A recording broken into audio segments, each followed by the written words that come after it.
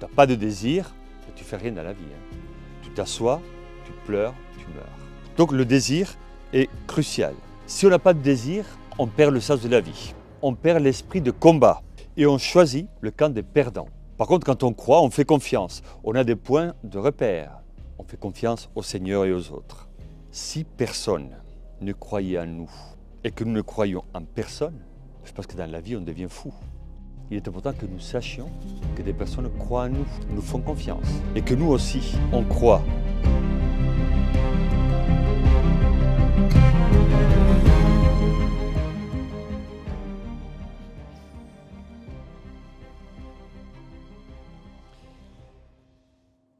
Voilà, dans le cadre du festival, on va parler de la foi, évidemment. Croire ou ne pas croire. Est-ce que croire est évident, facile, simple? La science nous donne beaucoup d'épreuves. Tout est prouvé, ou presque tout est prouvé par la science. Mais la foi, est-ce qu'elle nous donne des preuves? Beaucoup de gens nous disent, mais comment pouvez-vous croire avec tout ce qui se passe dans le monde? Il y a des guerres, il y a des conflits, il y a des douleurs, il y a des tragédies. Et Dieu, où est-il? Comment? Et nous provoque.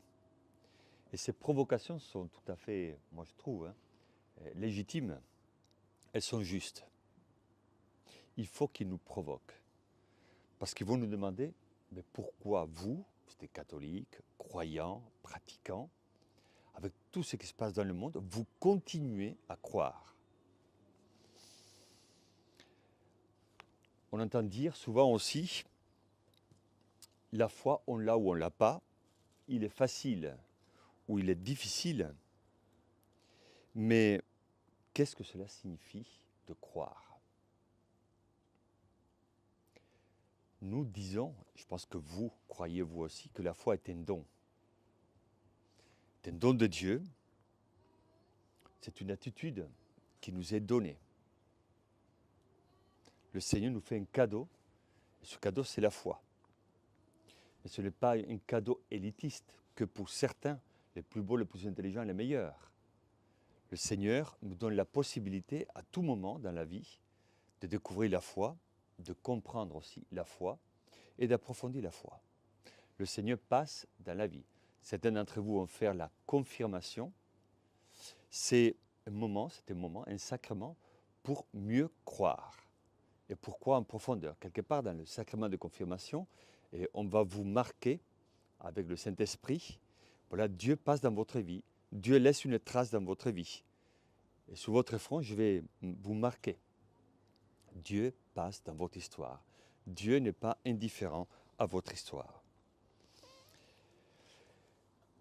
J'entends souvent des personnes me dire « Je n'ai pas la foi. Je ne pense pas. » Vous avez la foi parce que vous êtes curé ou évêque, mais moi, je n'ai pas la foi. Je pense qu'il est difficile de dire qu'on n'a pas la foi. Vous imaginez comment aujourd'hui peut-on vivre sans foi? La foi en quelqu'un est nécessaire pour vivre. Tout le monde a besoin de croire et d'être cru. Je pense que vous avez des personnes de confiance, de votre confiance. Vous leur faites confiance. La foi, elle est liée à la confiance. Vous imaginez une vie dans laquelle vous ne faites pas confiance et les autres ne vous font pas confiance. La vie est un enfer. Elle est dure. Elle est compliquée. Vos parents, vos amis, vos proches, voilà, si vous êtes toujours dans le soupçon, dans la distance, c'est terrible pour vous et pour les autres. Donc je crois que dans la vie humaine, il est essentiel de pouvoir faire confiance, de croire, de pouvoir s'appuyer sur quelqu'un. Parce que parfois, tout va bien dans la vie, ok, c'est formidable, merci Seigneur, mais parfois il y a des moments douloureux, difficiles, compliqués. Est-ce qu'on peut faire confiance au Seigneur et aux autres? Si on ne fait pas confiance, on se renferme. Et dans une vie hermétique, tout devient compliqué et difficile. Par contre, quand on croit, on fait confiance. On a des points de repère. on fait confiance au Seigneur et aux autres. Si personne ne croyait en nous et que nous ne croyons en personne, je pense que dans la vie, on devient fou. Il est important que nous sachions que des personnes croient en nous, nous font confiance, et que nous aussi, on croit aux autres. Le vrai croyant n'est pas celui qui croit simplement parce qu'il faut croire, parce que ma catéchiste m'a dit, parce que mes parents m'ont dit, parce que mon curé m'a dit. Les chrétiens croient en quelqu'un qu'ils reconnaissent comme le sens et le fondement de toutes les choses, et même de lui-même. Le croyant sait, le croyant confesse qu'on peut faire confiance à Dieu. Si certains nous ont déçus dans la vie, parfois des proches, le Seigneur nous dit, toi fais confiance. Il ne nous dit pas d'être naïf, mais il nous dit, toi fais confiance au Seigneur. Dieu n'abandonnait pas les siens. Dieu n'abandonnait pas les croyants. Alors pour certains, la foi est l'ennemi de la raison. Il y a comme un divorce entre la foi et la raison. Mais la foi est la meilleure alliée de la raison. D'autres voient encore la foi comme une aliénation de l'homme. Et en fait, la foi est le moyen et le signe de la réalisation de la vie personnelle et communautaire. Il n'y a pas de séparation, il n'y a pas de divorce entre les deux. La foi, il faut le dire, est un don, on l'a dit tout à l'heure, mais la foi est aussi un engagement. Certains d'entre vous vont recevoir le sacrement de confirmation, d'autres ont reçu le sacrement de mariage. Dans la foi, il y a toujours un engagement. Ce n'est pas juste quelque chose de virtuel, de conceptuel, de poétique. Il y a un engagement. Et ce n'est pas quelque chose d'acquis une fois pour toutes. C'est un chemin. Et il faut le parcourir tous les jours. La foi est une réponse à l'appel de Dieu.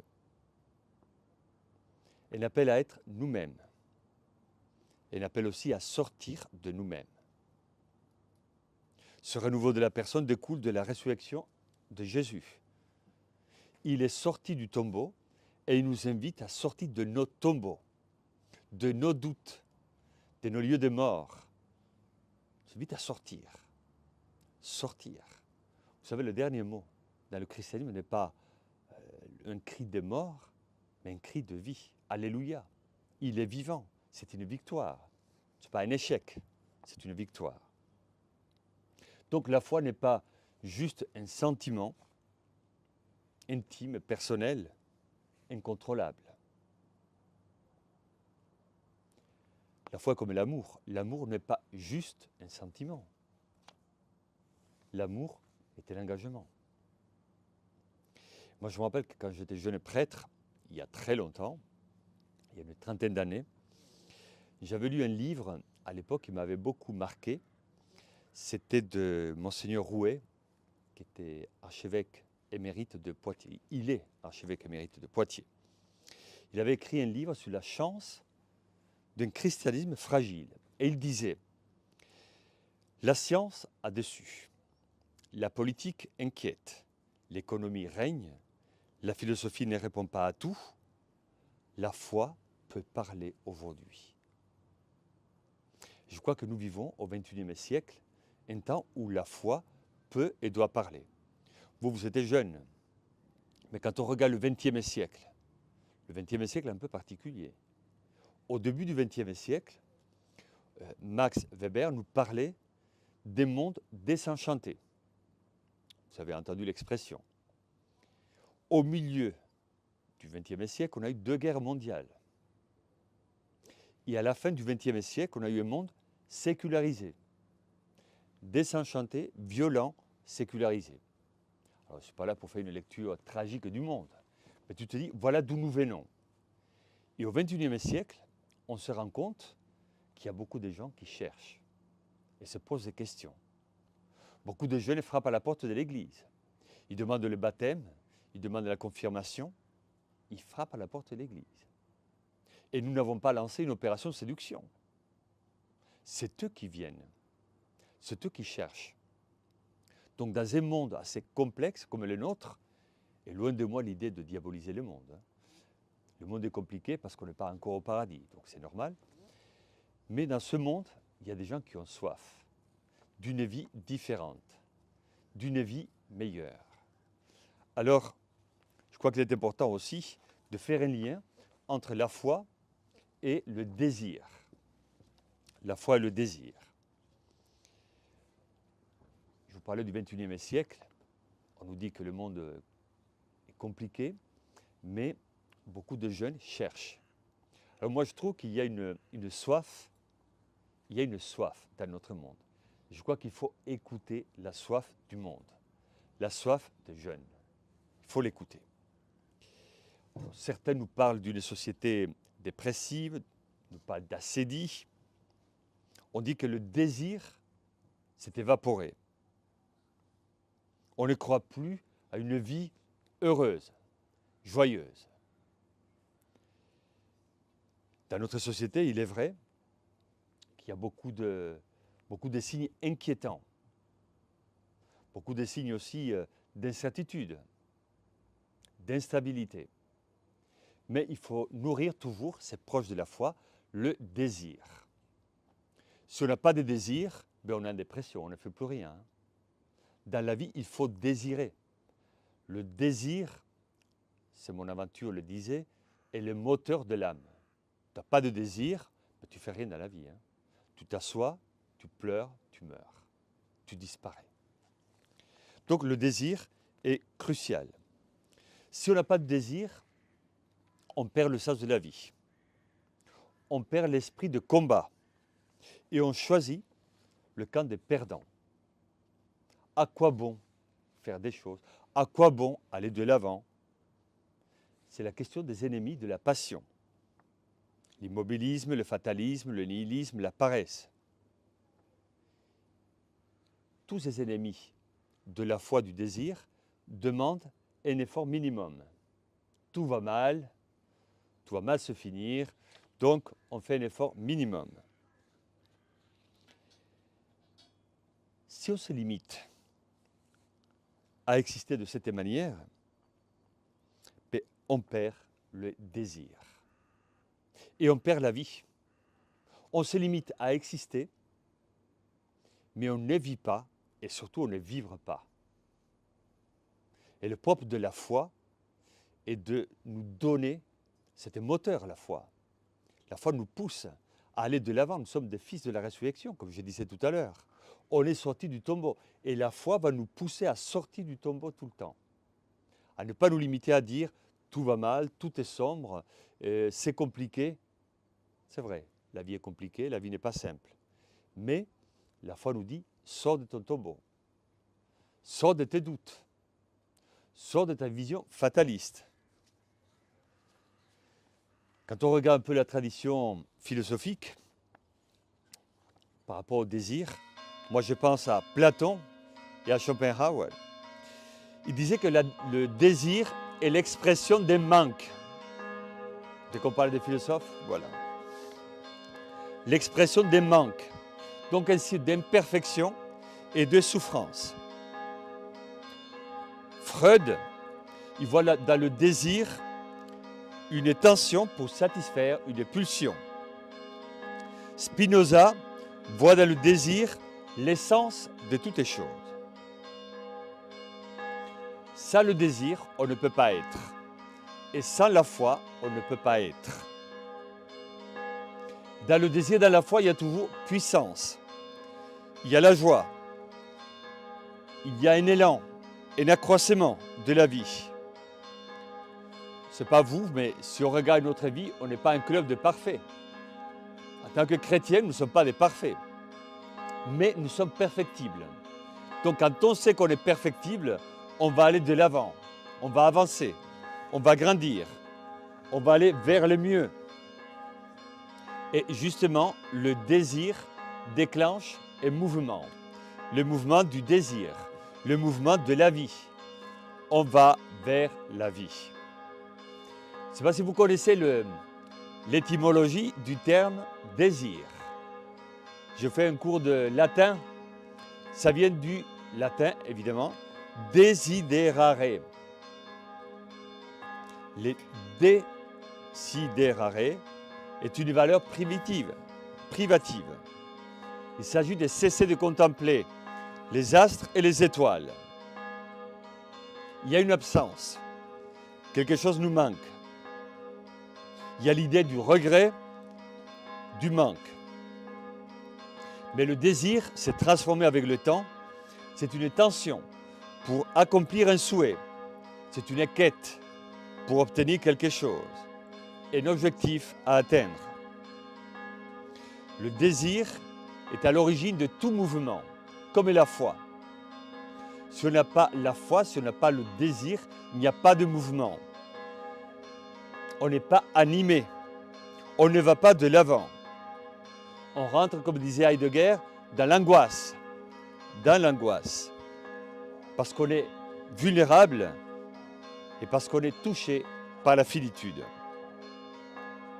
Mais le désir, la foi, est la condition de tout projet, de toute espérance. Quand on croit, on va de l'avant. Quand on croit, on espère. Quand on croit, on vit. La foi promet toujours un avenir. La foi nous sort de nous-mêmes. C'est un chemin pour sortir de soi et surtout pour sortir ce qu'on a de meilleur. La foi nous dit, Jésus est sorti du tombeau, il a sorti la vie. Toi aussi, sors la vie, sors ta vie, partage ta vie, donne le meilleur de toi-même. Dans la foi, il y a toujours un avenir. La foi nous pousse à l'aventure, à chercher un ailleurs, à trouver, à rencontrer d'autres personnes, d'autres réalités.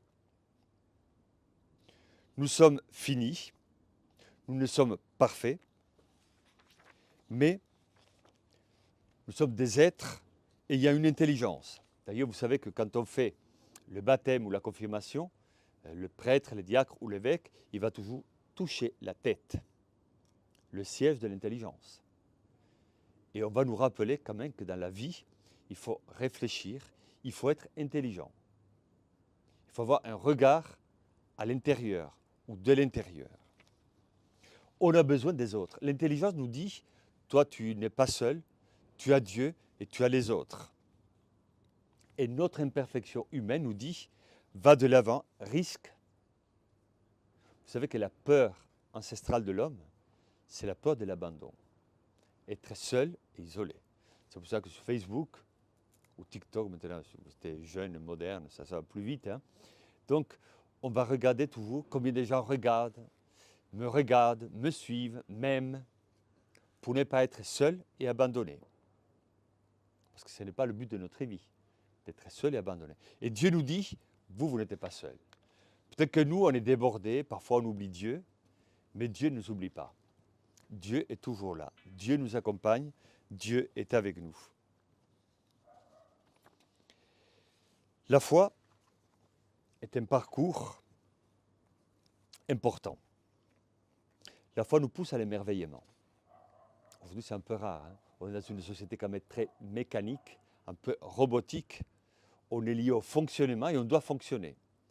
Mais quand on voit ce que... Voilà, on est chez vous à Porto Vecchio. Quand on voit les paysages, la mer, quand on voit les montagnes, ça émerveille. La foi, elle est gratuite. Elle te pousse à dire, mais écoute, admire, sois émerveillé de ce qui se passe. Contemple la beauté de la nature. La foi nous dit, sors d'une logique un peu mécanique, robotique, admire. Il y a un côté gratuit, magnifique. Nous ne sommes pas des robots. Nous avons un fonctionnement, non pas mécanique, mais organique. On prend le temps. On prend le temps. Donc, quand on regarde notre propre vie, nous avons tous, j'imagine que vous comme moi, un désir de vie et de bonheur. Je pense que, je ne sais pas si quelqu'un d'entre vous rêve d'être malheureux dans la vie. Ou si on rêve d'être malheureux, c'est qu'il y a un petit problème, une pathologie. On rêve tous d'être heureux et d'être bien. d'avoir la santé, la joie, des amis, d'être bien. Ça, c'est notre désir profond. Et la foi nous dit, voilà, tu as ce désir en toi. La foi vient pour t'aider à trouver le bonheur et à célébrer aussi le bonheur. C'est mon aventure encore, fait un lien profond entre le désir et le bonheur. La source du bonheur, c'est Dieu. Donc c'est Dieu qui insuffle en nous le désir de le trouver, une tension spirituelle pour aller vers Dieu et pour être comblé. Le désir, la foi, a sa racine, a du bon, le bien, et il pousse l'homme à aimer les aspirations supérieures, les aspirations les plus nobles. Moi je pense à Saint François, au tout début de sa conversion, où la foi, il y avait beaucoup de doutes. Qu'est-ce que je vais faire, avec qui, comment, pourquoi, qu'est-ce que Dieu me demande? Il y avait beaucoup de doutes. Et à un certain moment, Saint François cherche. Il demande au Seigneur, mais dis-moi, éclaire-moi, j'ai besoin de toi.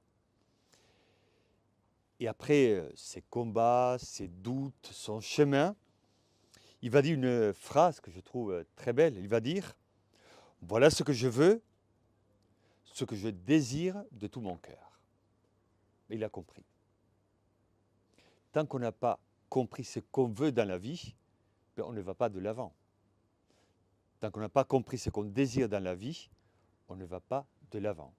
Et la foi, justement, nous éclaire. Quand je pense à Ignace de Loyola, il parle beaucoup du travail intérieur. Il propose, surtout dans la première semaine, de se donner les moyens pour trouver ce qu'on désire vraiment, ce qui nous anime dans la vie, ce qui donne un sens à notre vie. Et l'être humain est un être de désir. On a tous des désirs. Je pense que vous avez des désirs. Qu'est-ce que vous désirez? Vous avez des désirs. J'imagine que de réussir les études, d'aller de l'avant, de trouver, d'avoir un métier, celui qui vous parle, voilà, d'avoir une vie heureuse, d'avoir la santé, etc., etc. Donc vous êtes jeune, vous avez des désirs. Et cela est juste et bon. Et justement, dans la tradition biblique, même l'homme biblique cherche toujours le désir. Il y a une tension. Il cherche le désir et la foi. Où est la foi? Qu'est-ce que je veux? Qu'est-ce que je fais? Et je vous cite le psaume 62, qu'on prie souvent le dimanche. Dieu, tu es mon Dieu, je te cherche de l'aube. Mon âme a soif de toi. Après toi languit ma chair, terre aride, altérée, sans eau. L'être fini, imparfait, tend vers la plénitude.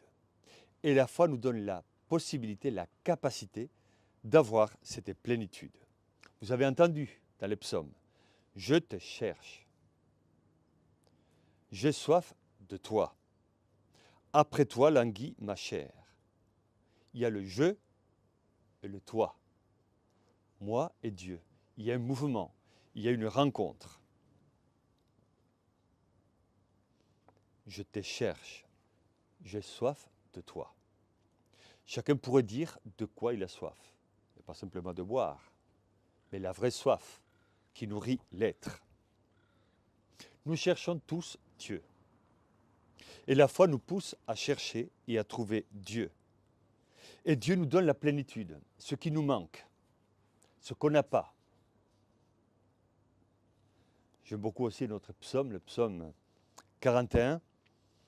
Il dit, comme un cerf altéré cherche l'eau vive, ainsi mon âme te cherche, toi mon Dieu.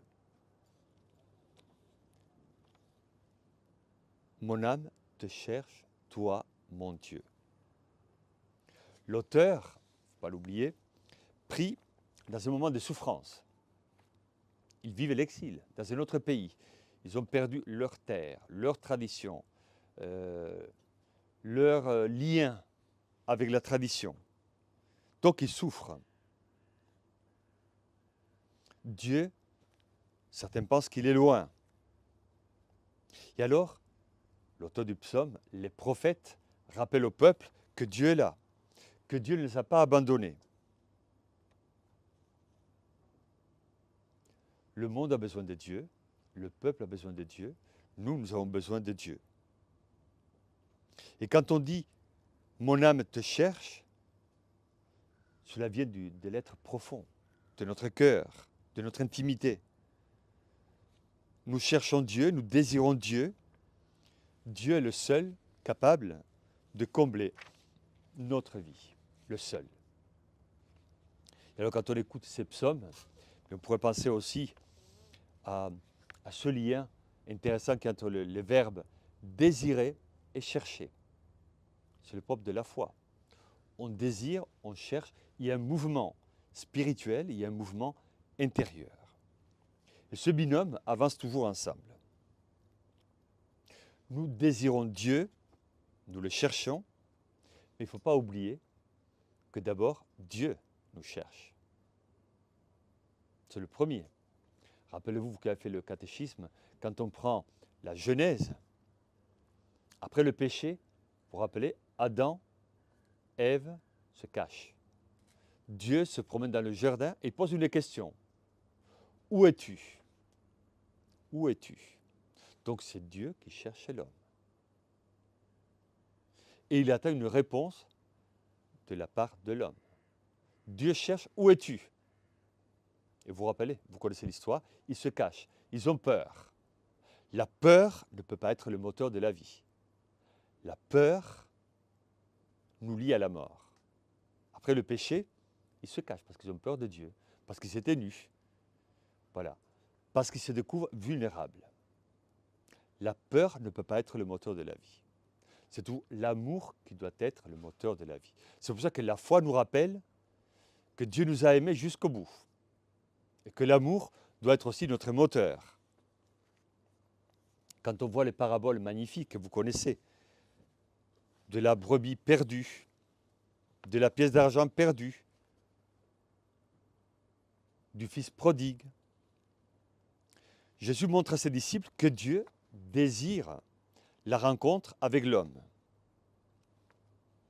Le bien ne se manifeste pas dans la perte d'une monnaie, d'une brebis, d'un enfant. Le bien n'est pas dans la distance, dans la perte de quelqu'un, mais dans la communion et dans la joie de la rencontre. Quand on retrouve quelqu'un, vous disputez avec un ami, une amie, vous réconciliez, ouf. Avant, il y a la tension, vous réconciliez, vous êtes en paix, serein. Vous avez la paix en vous.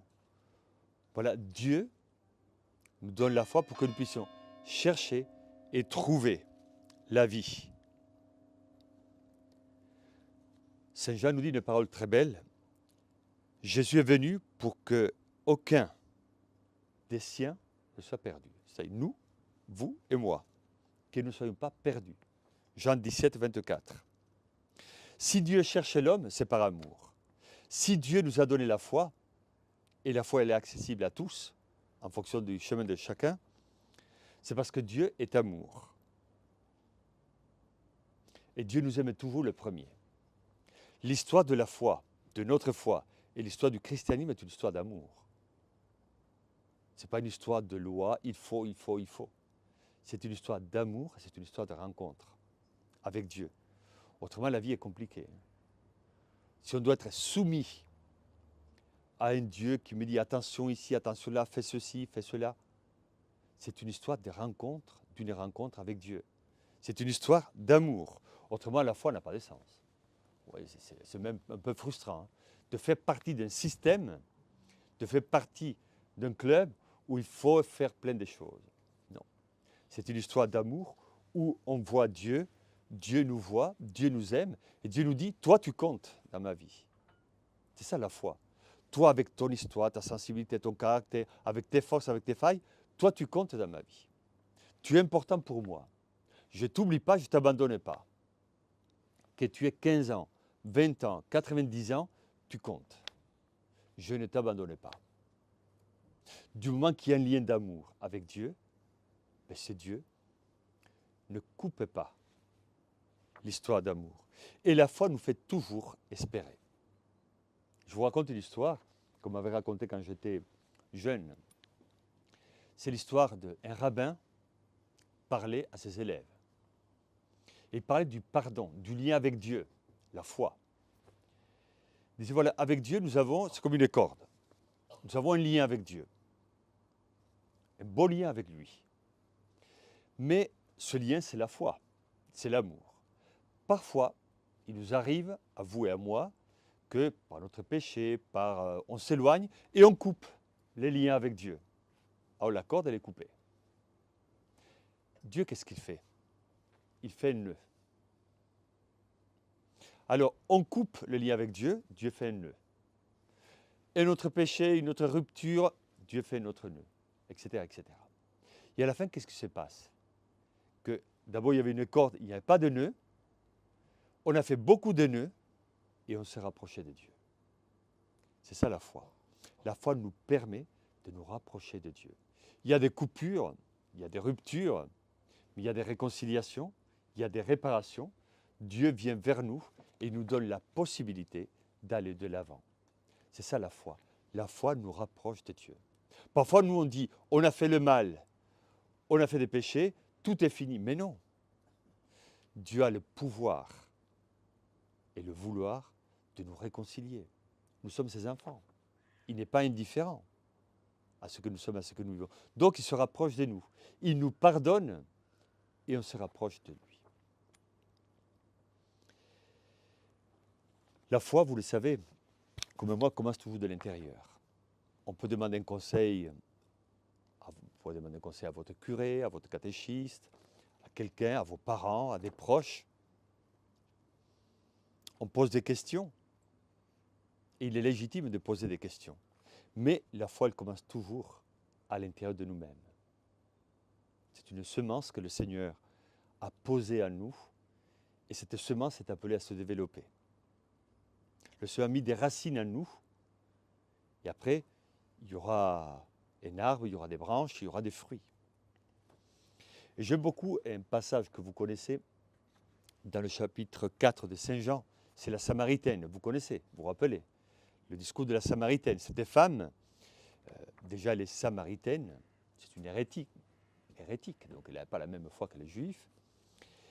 Et quand Jésus la voit à côté du puits, ce qui est intéressant, c'est que cette femme avait une vie morale un peu particulière.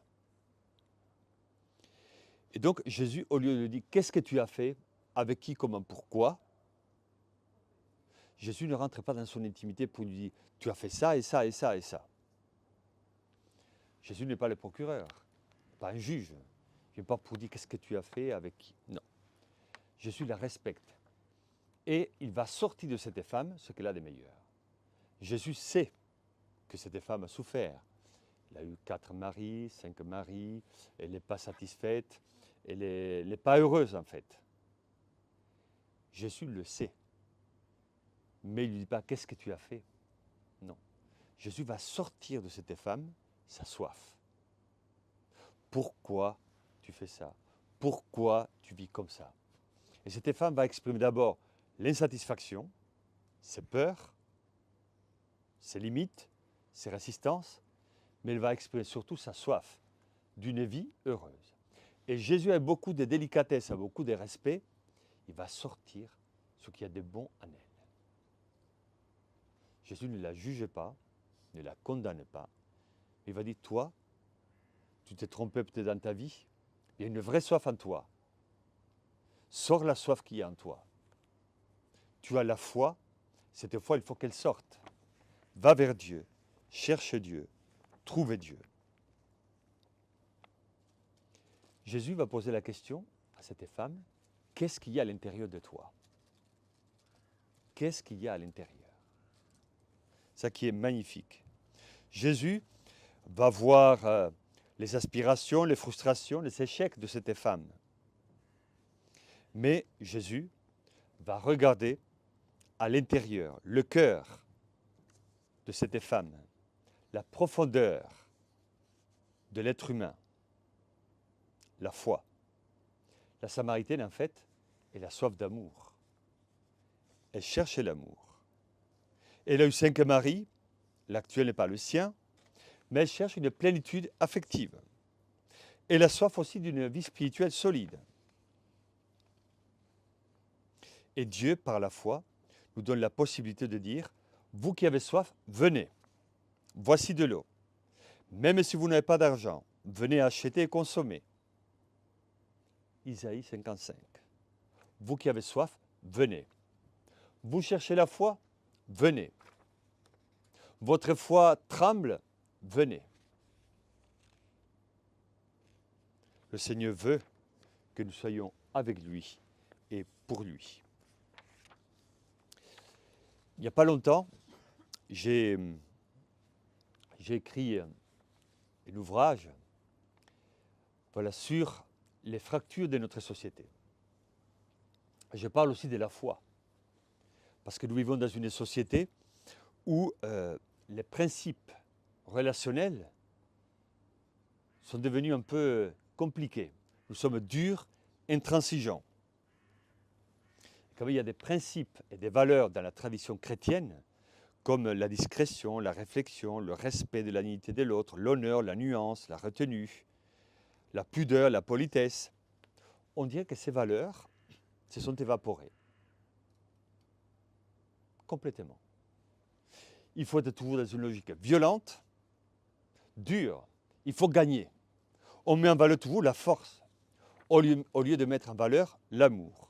Et la foi, aujourd'hui, nous aide à mettre en valeur l'amour. La foi nous aide à vivre autrement, sans méfiance, sans angoisse, dans l'espérance. La foi n'est pas comme un cachet qu'on prend le matin pour être tranquille toute la journée. La foi n'évite pas les problèmes, les difficultés, mais la foi éclaire l'esprit et nous donne la possibilité de mieux vivre. Je me rappelle qu'il y a quelques années, un frère dans ma communauté franciscaine disait, avec beaucoup de sagesse, avec une image quand même très simple, il disait, la foi peut être comparée, c'est pas très mystique ce que je vous dis, aux essuie-glaces de la voiture. Vous voyez, quand il pleut, les essuie-glaces n'empêchent pas la pluie de tomber, mais nous permettent d'avancer et de mieux voir. Mais la foi, c'est ça. On aura des tensions, des difficultés dans la vie, mais quand on a la foi, on avance. On n'est pas paralysé. Et on va de l'avant. Sous la foi, il y aurait beaucoup de choses à dire. Beaucoup de choses à dire. Mais je crois qu'il est important aussi de savoir que dans le domaine de la foi, Dieu passe dans notre vie. Il y a un passage qui n'est pas très connu, mais que j'aime beaucoup, dans le chapitre 16 d'Ézéchiel, où on raconte l'histoire, Dieu raconte à Israël son histoire. Quand tu es né, on t'a abandonné. Tu étais au bord du chemin. Tu te débattais dans ton sang. Donc comme un bébé, il vient de naître, il est déjà abandonné. C'est Israël. Et Dieu dit, je suis passé, je t'ai vu te débattre en ton sang, je suis passé, je te dis, je veux que tu vives. C'est une belle expression. Donc Dieu passe dans notre vie pour nous dire, ok, je vois vos combats, je vois vos luttes, je vois vos difficultés, vos fragilités, mais je veux que tu vives. Et Dieu nous donne la foi pour que nous puissions vivre debout. Debout. Jésus connaît nos combats, mais il nous dit, je veux que toi, à ton âge, avec tes difficultés, toi tu dois vivre. Et vivre debout.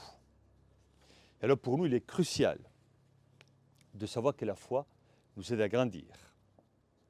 Aujourd'hui, beaucoup de gens se tournent vers la spiritualité.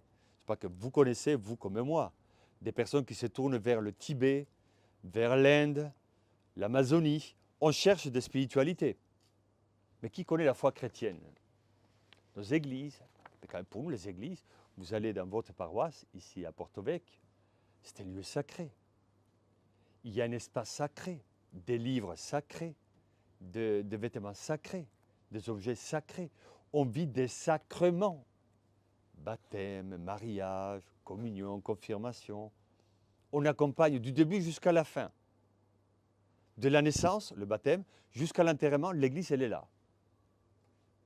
Peut-être que je me dis qu'au lieu de chercher toujours dans l'exotique, il faut trouver aussi le domaine naturel de notre tradition. Dieu pour nous, il nous a donné la foi pour que nous soyons créatifs et libres. Alors certains disent, mais si Dieu existe, il nous manipule, il nous domine, il nous séduit. Dieu n'étouffe pas la liberté de l'homme. Il n'y a pas Dieu ou l'homme, mais il y a Dieu et l'homme. Et pour un chrétien, je le répète, Dieu est amour. Et il est vrai qu'à moi, je ne sais pas si à vous, mais moi, tout ça, aux prêtres, en tant que prêtre, on me dit souvent, oui, Dieu est amour, alors pourquoi les guerres, le mal, les maladies, la souffrance? Et moi, je pense, pardonnez-moi, je ne vous donne pas un exemple très mystique, mais dans le film que j'avais vu à mes neveux il y a très longtemps, Le Roi Lion, voilà, au tout début du film, on dit « La vie est un combat ». Et pour combattre, il faut être solide, il faut avoir la force, il faut être musclé. Sinon, la première difficulté, on tombe. Il y aura tout dans la vie des forces contraires. Des gens qui nous aiment, d'autres qui ne nous aiment pas. C'est la vie. Ce n'est pas tragique. Mais avoir la foi nous donne la possibilité de garder toujours la stabilité et la solidité. Je vous disais, on n'est pas au paradis. Mais si nous avons la foi, on va de l'avant. On sait qu'on n'est pas seul. On sait que Dieu n'est pas juste Dieu, mais Dieu est bon avec nous. Il veille sur nous. Si on sait que Dieu est avec nous, on ne s'épuise pas et on n'épuise pas les autres dans le combat. On croit que tout n'est pas perdu dans la vie, que Dieu va gagner, que Dieu a toujours le dernier mot. Dans l'Ancien Testament, vous connaissez l'histoire du peuple d'Israël, en sortant d'Égypte, il y avait une colonne de nuée qui conduisait le peuple. Voilà, dans notre vie spirituelle, les croyants, comme vous et comme moi, nous croyons qu'il y a une colonne, pas de nuée, mais il y a l'Esprit Saint nous conduit pour que nous ayons une vie sereine et pacifique. Et la foi se traduit toujours par la vie relationnelle, et dans la vie relationnelle, par une qualité de vie relationnelle, par l'amour. Si on n'est pas aimable, c'est parce qu'on n'est pas aimé. On doit être aimant et aimable avec les autres. Et alors, on va de l'avant. Parce que sinon, tu peux dire, si tu as la foi, il y a des gens qui nous disent, moi j'ai la foi. Ils vont à la messe le matin, le midi et le soir. Mais si tu as la foi, tu vas à la messe tous les jours. Tu fais tout. Mais après, tu es insupportable avec les autres. Ta foi, elle est où? Si ta foi ne se traduit pas par des comportements et des actes, c'est qu'il y a un problème. Tu dis, moi je vais à la messe, je prie beaucoup, et très bien. Et tu sors de l'église et tu es insupportable avec les autres. Ta messe te sert de peu ou de rien. Si tu vas à la messe et tu deviens meilleur, tu as écouté la parole de Dieu, tu as reçu le corps du Christ, tu as donné la paix, tu as prié le Notre Père, tu as reçu la bénédiction, on te dit allez dans la paix du Christ. Si tu sors et tu traduis ce que tu crois par des actes et dans la vie relationnelle, alors tu deviens meilleur. Et c'est le but de la vie. Traduire la foi par des actes et en vérité. Et je vais conclure, parce que c'est l'heure, avec une parole qui me parle beaucoup, encore aujourd'hui.